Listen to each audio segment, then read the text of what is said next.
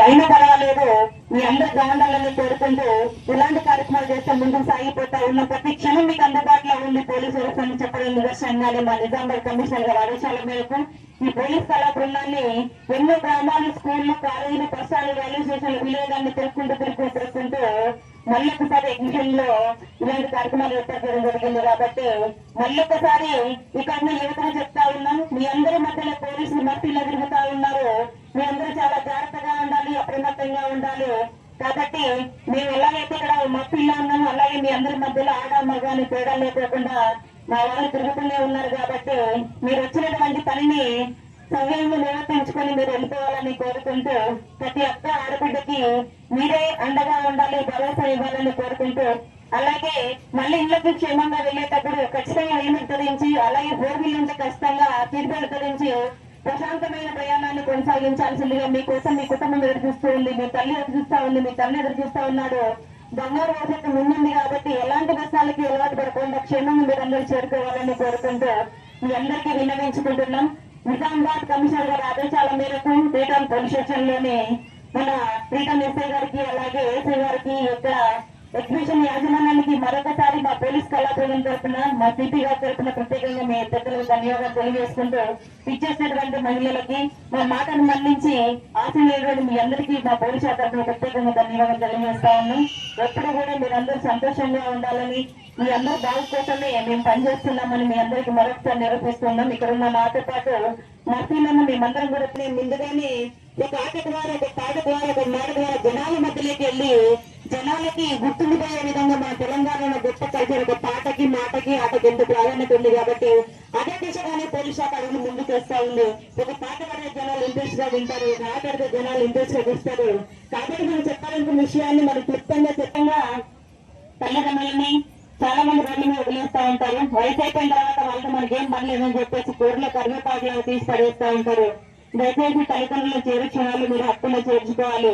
మీకోసం ఎంతో ఆకలిని, నిద్రని, అహర్నిశలను చంపుకొని మీకోసం కష్టపడి మిమ్మల్ని గొప్ప స్థాయి తీసుకొచ్చి మీకు జన్మనిచ్చి ప్రపంచాన్ని పరిచయం చేసినటువంటి తల్లిదండ్రులను కూడా ఇవాళ దిక్కులేని వాళ్ళని చేసి చేతగాని వాళ్ళని చెప్పేసి రోడ్ల మీద ఎంతమంది ఆంధ్రులు వదిలేస్తా ఉన్నారు.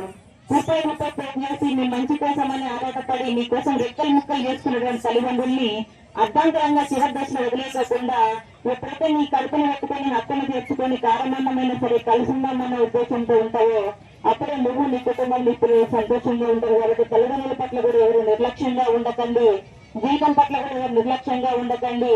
కాలేజ్కి వెళ్ళి నీ కూతురికి ఎలాగైతే ఇలా ఉండాలి అని నియమాలు చెప్తా ఉన్నావు, ఆడపిల్ల తల దించుకొని వెళ్ళాలి, తల దించుకొని రావాలని ఎలాగైతే ఒక కూతురికి నువ్వు ఆంక్షలు పెడతా ఉన్నావు, అదే రకంగా నీ ఇంట్లో కొడుకు కూడా అదే ఆంక్షలు పెట్టినప్పుడే సొసైటీ బాగుంటుంది. కాబట్టి ఆంక్షలు అనేది ఆడపిల్లలకు మగపిల్లల్ని తేడాగా చూసినప్పుడు అవి వర్తించాయి, ఇద్దరు ఈక్వల్ గా చూసినప్పుడు వర్తిస్తాయి. కాబట్టి ఆడపిల్లకి ఏదైతే కొన్ని రూల్స్ పెడతా ఉన్నావు అలాంటి మగపిల్లలు పెట్టినప్పుడే ఈ అఘాయిత్యాలు తక్కువైపోతాయి, ఖర్చు తక్కువైపోతుంది, ఈ సొసైటీ కూడా బాగుపడుతుంది. కాబట్టి నీకోసం పోలీసు వాళ్ళు చూస్తూ ఉన్నారు, నీకోసం నీ మీద నిఘా పెట్టే ఉన్నారు.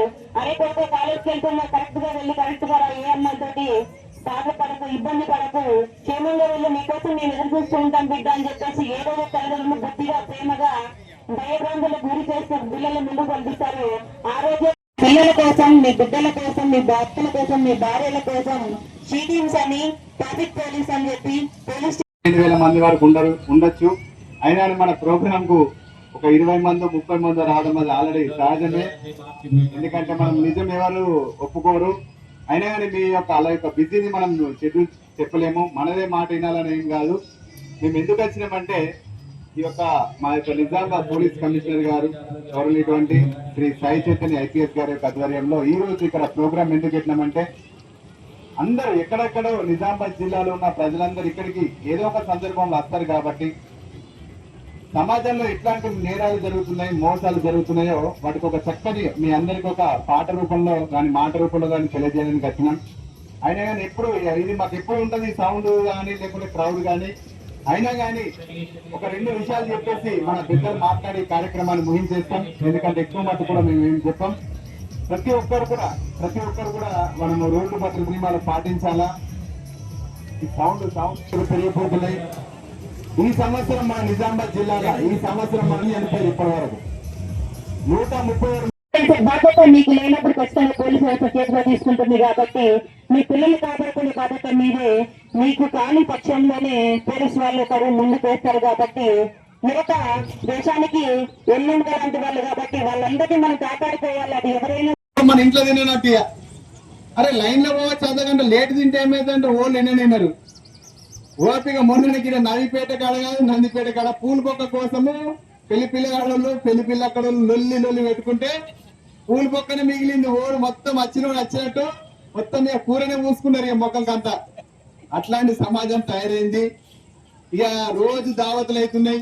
ఇక దావతు లేకుంటే నడుస్తలేదు. వెయ్యాలి రేపు పొద్దుగల కూర్చుంటే దావతట, నిలబడితే దావతట, నెల దావతట, వారం దావతట, సిటీ లేవడితే దావతట, సిటీ కూర్చుంటే దావతట. ఏమైరా ఒక్కడు వారం రోజులు మనం ఇంట్లో మటన్ తెప్పించుకోకపోతే ఏముంటదటనే నాలుక తప్పబట్టిందట. నాలుక గరం కావాలంటే ఏమంటున్నాడు వెంటనే వాళ్ళని ఇక చుట్టాలు వస్తున్నారు. ఇక చుట్టాలు వాళ్ళని ఇంటికి పోతే మనం పప్పు సారుతో భోజనం తినత్తలేము. ఎందుకంటే వాళ్ళు అట్లా పెడతలేరు. వాళ్ళు మన ఇంటికి వాళ్ళని చుట్టాలు వచ్చినాయి కానీ పొద్దుగాల వస్తే మటన్ తెప్పిస్తున్నావు, మధ్యాహ్నం వస్తే చికెన్, సాయంత్రం అయితే చేపలు. అది ఉడకంగా వెంటనే ఏది మన కంటేశ్వర వైన్స్ కు 2 ఫుల్ బాటిల్ 2 కాటన్ బీర్లు పట్టుకుంటున్నావు. వెంటనే బండి మీద పెట్టుకొని ఇక ఇంట్లో పోగానే తండ్రి ఒక రూమ్ లో కూర్చుంటున్నాడు, కొడుకు ఇంకో రూమ్ లో కూర్చుంటున్నాడు. తండ్రి 2 అయిపోతున్నాయి, అయిపోయింది, పడతలేదు, అవుట్ అయిపోతున్నాడు. కొడుకు యూత్ పిల్లగాడు కాటన్ బీర్లు ఆయన కంట్రోల్ తప్పుతలేడు. పొద్దుగాల 10 కూర్చుంటే రాత్రి 10 అవుతున్నది, తిరం లేదు. నాకు పొద్దుగాల గోపుకున్నామంటే తిరం లేదు, నాకు అటు పోవాలి ఇటు పోవాలని రాత్రికే చుట్టాల ఇంటికి వెళ్ళి భార్య భర్త పిల్లగాళ్ళని పట్టుకొని ఆ తాగిన మత్తులో ఆ భర్త వేగంగా పోతున్నాడు.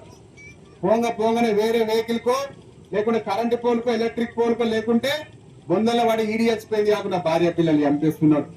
మీరు ఒక్కసారి ఆలోచన వేయాలా. ఇవాళ రేపు ఇంట్లోకి వెళ్ళి బయటకు వెళ్తే మళ్ళీ అస్తలేడు. ఎందుకంటే ఇట్లాంటి ప్రమాదాలే. ఇంటికి వచ్చిన వాళ్ళను తాగిపిస్తున్నాం, లేకుంటే తాళం చేపిస్తున్నాం తాగుడుతోని, అయినా కానీ ఓపికలు ఉండలేవు. కరోనా కంటే ఘోరంగా చచ్చిపోతున్నారు. అయినా మనకు సోయేస్తలేదు. ఏమైతుంది ఏం కాదని నాకు తెలియదా అంటున్నారు. ఇక ఇవాళ రేపు డ్రంక్ అండ్ డ్రైవ్ లో మా పోలీసులు దొరికితే ఏముండదు, అక్కడ కోర్టులో ఫైన్ కట్టుకోవాలా, మంచిగా జైలు ఉంటది, వారం రోజులు జైలు ఉంటది సారంగపూర్ లా. అద్భుతంగా ఉంటది. మంచిగా ఎంత పెద్దగా అంటే అంత పెద్ద గోడలు ఉంటాయి. నీకు పోగానే కొత్త డ్రెస్ ఇస్తారు, మంచిగా రికార్డులు పడగానే నీకు రాగి జావ పోస్తారు, 2 ఇడ్లీలతో టిఫిన్ పెడతారు, మధ్యాహ్నం సన్నబ్బు ఉంటది మంచిగా కోడిగుడ్డుతోని, మళ్ళీ 3 గంటలకు మళ్ళీ సాయి పోస్తారు, మళ్ళీ 6 గంటలకు మళ్ళీ డిన్నర్ ఉంటది. అది కూడా గరంగరమే ఉంటది. ఇక దోమలైతే గుట్టనే గుట్టాయి, నీ ఇంట్లోనే కుడతాయి కానీ అలా గుట్టనే గుట్టాయి. ఇక వారం రోజులు విహారయాత్ర పోయినట్టు జాగారం చేసినట్టు అద్భుతంగా గడపాలనుకుంటే తాగి దొరికితే ఏమైతుంది. ఇక ఇంకోసారి తాగడే ఆడికి వచ్చిందంటే రోజు పోతున్నారు, రోజు 30-40 మంది పోతున్నారు, రోజు పోతున్నారు. ఒక 2 రాత్రులు 3 పగలు గడుపుకొని వస్తున్నారట. అయినా కానీ ఏంటంటే ఎందుకు ఇట్లాంటి చెప్తున్నామంటే తాగి వాహనాలు నడపద్దు. నువ్వు తాగి రోడ్ ఎక్కితే అమ్మాయి కూడా చచ్చిపోతున్నాడు. నువ్వు చచ్చిపోయినా ఏం కాదు, పోయిండు తాగి చచ్చిపోయినా అనుకుంటారు.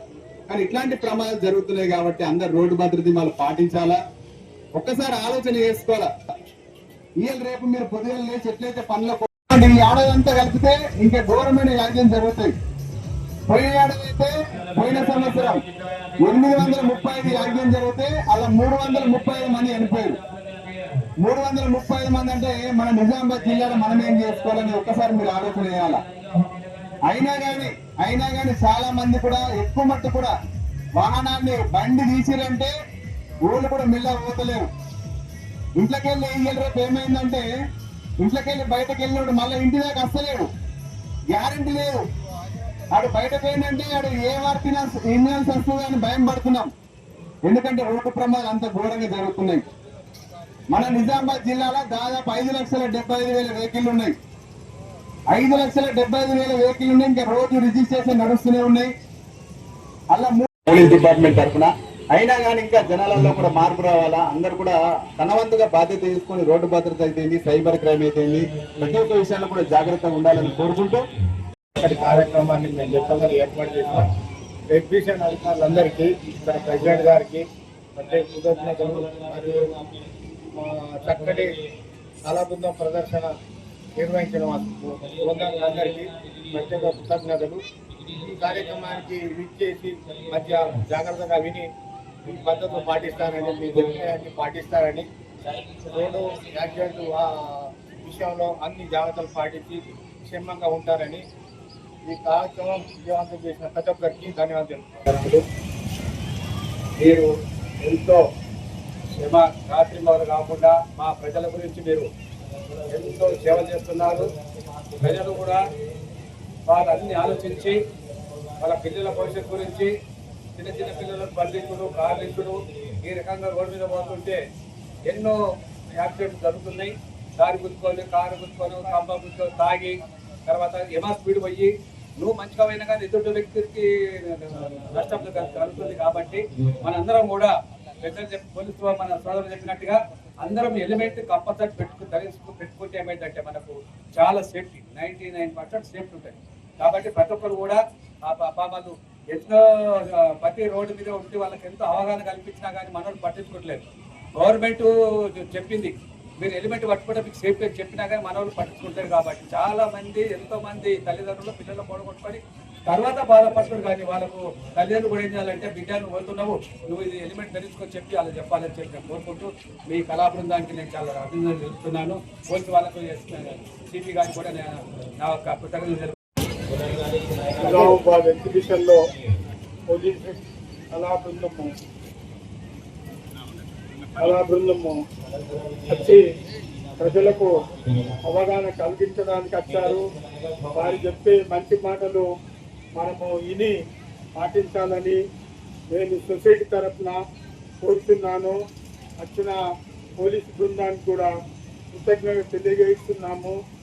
ప్రతి సంవత్సరం వస్తున్నారు కానీ వారు చెప్పినట్టు మనం పాటించకపోవడం వల్ల చాలా మంది చనిపోతున్నారు. వారు చెప్పినట్టు సహకరించాలని నేను ప్రజలను కోరుతున్నాను.